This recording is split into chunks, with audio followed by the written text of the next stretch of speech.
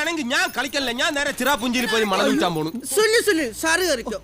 ഇനി ഇതുപോലെ കാണിക്കൂ സത്യമായിട്ടും. അങ്ങനെയാണെങ്കിൽ ഞാൻ നിന്റെ സദാശിവ മാമന്റെ അടുത്ത് വിളിച്ചു പറയും. സത്യമായിട്ടും കാണിക്കൂല, പറയല്ലേ മാമനല്ലോ, എന്നെ തല്ലോട്ടാ.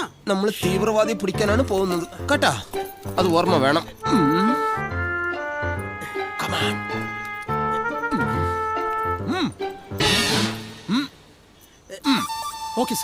എന്താ സാർ സിഗ്നൽ കൊടുത്തേ?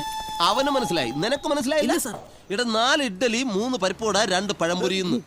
ആ നല്ല വിശപ്പുണ്ട്. ഓക്കെ എനിക്കും. ഇനി വന്നോ.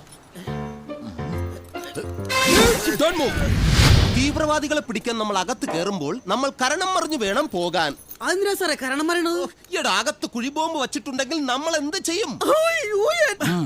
അലർട്ട്.